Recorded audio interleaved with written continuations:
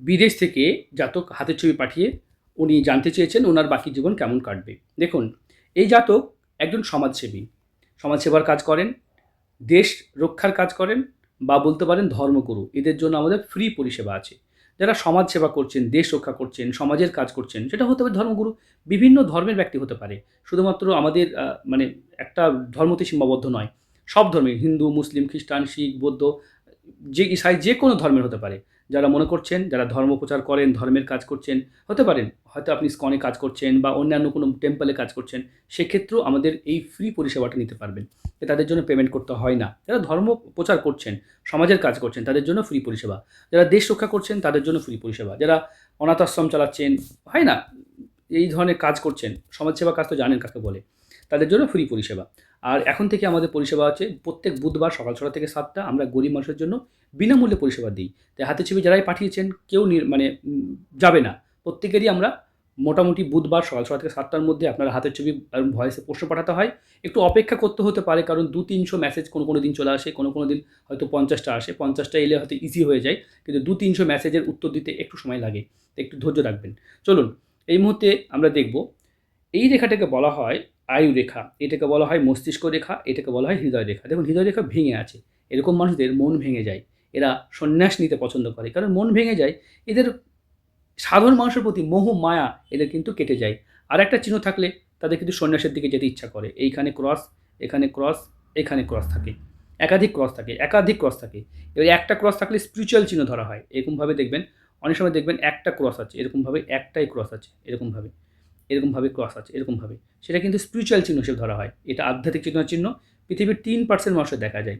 তো এই জাতকের জীবনে কি বিয়ে হবে না? দেখুন, বিবাহ রেখা তো আছেই, তাহলে কি বিয়ে হবে না? না। এরকম মানুষদের দেখবেন বিবাহ রেখা হালকা হালকা মুছতে শুরু করে দেয়।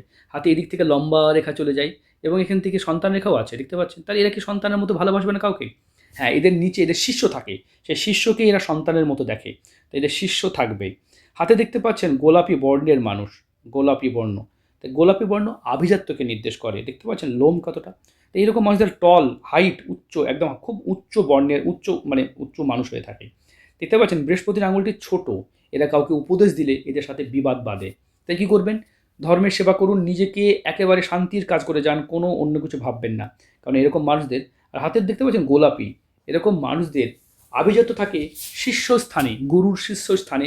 এরা খুব সহজে উঠতে পারে। হ্যাঁ, আবারও বলি, গুরুর শীর্ষস্থানে আপনি কিন্তু উঠতে পারবেন। দেখতে পাচ্ছেন এখান থেকে, দেখুন এখান থেকে আই সাইন, শেষ বয়সেও দেখা যায় এদের একটা বড় প্রাপ্তি বা বড় ধন প্রাপ্তি। দেখতে পাচ্ছেন এখান থেকে এই চিহ্নটা থাকলে তাদের কাম ক্রোধের পরে নিয়ন্ত্রণও এদের কিন্তু অত্যন্ত মাত্রায় দেখা যায়। হাতে আছে লয়ালিটি চিহ্ন, এগুলো সৎ মানুষের চিহ্ন। এরকম চিহ্ন থাকা মানে জানতে হবে সেই মানুষটি প্রচণ্ড সততা থাকবে। নিম্নমঙ্গল একটু ডাউন আছে, তাই টেনশন থাকবে। বৃহস্পতি আপনার অনেকটাই বড়। শনির ক্ষেত্রে হালকা হালকা কিছু প্রবলেম এসছে, তাই যে কোনো কাজ আপনার সহজে হবে না, ডিলে হবে। এটা একটা বুঝতে হবে। ভাগ্যরেখা নেই, তাই আপনি পূর্ণ ভাগ্যবান। হ্যাঁ, ভাগ্যরেখা না থাকলে পূর্ণ ভাগ্যবান বলা যায়। তারা কর্মের পরে বিশ্বাসী হতে হয়। তারা কর্ম যেমনটা করে তেমনটা ফল পায়। একটা এক্সাম্পল দিয়ে বোঝাই। দেখা গেল এখান থেকে ভাগ্যরেখা আছে, তার ভাগ্য ভালো আছে। সে খারাপ করলেও ভালো ভাগ্য, খারাপ মন্দ করলেও ভালো ভাগ্য। কিন্তু তার ভাগ্যরেখা এরকমভাবে মুছে আছে। তাহলে কী হবে? এখানে ভালো হবে, এইটুকু জায়গায় মন্দ হবে, এইটুকু জায়গায় মন্দ হবে, এইটুকু জায়গায় মন্দ হবে। সে যতই কাজ করুক। কিন্তু যার ভাগ্যরেখাই নেই, তার তো পুরোটাই ফাঁকা। সে যেমনটা কর্ম করবে তেমনটা ফল পাবে। ভগবান প্রত্যেকের ভাগ্য লিখেছে, এরকমটা নয়। কর্মের থেকে বড় কিছু হতে পারে না। একটা এক্সাম্পল দিয়ে বোঝাই, দেখবেন এখানে দুটো গাড়ি চলছে, এই গাড়িটা 200 স্পিডে চলছে, তাহলে এর কর্ম দায়ী। এখানে একটা 50 স্পিডে একটা গাড়ি চলছে, বলুন তো এর কি দায়ী? কোনো দায়ী নাই। সিট বেল্ট লাগিয়েছে, সুন্দরভাবে গাড়ি চালাচ্ছে। হঠাৎ করে উড়ন্ত গাড়িটাকে মেরে দিলে কী হবে? এর কী দোষ আছে? এর ভাগ্য দায়ী। কত পার্সেন্ট? 10% সম্ভাবনা, তবুও কিন্তু প্রাণঘাতী কিছু হবে না। ঠিক আছে? কিন্তু এই জাতকের 90% সম্ভাবনা অ্যাক্সিডেন্টের, তার জন্য কর্ম দায়ী। তাই ভাগ্য কর্ম মিলেই জীবন। তো এরকম নয় যে সব কিছু ভাগ্য সব করবে, এই নয় যে সব কর্ম করবে। তবে কর্ম আমাদের জীবনে বেশি প্রভাব ফেলে, তাই কুকর্মের ফল বেশি হয়।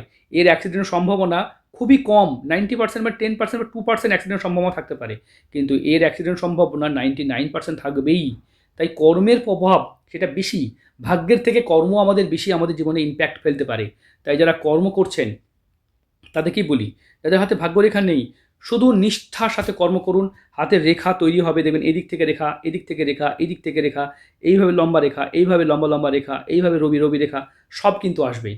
তাই কর্মের উপর দিয়ে কিছু হতে পারে না। এই ভিডিওর মাধ্যমে যেটা বোঝাতে চাইছি আমরা, এই জাতক যেমন সাধু সন্ন্যাসী, হ্যাঁ আপনার জীবন ভালো যাবে, বাকি জীবনে কোনো টেনশন নাই, সুস্থভাবে লাইফ কাটান, দয়া মায়া আপনার প্রচুর আছে, আপনি জীবনে এগিয়ে যেতে পারবেন।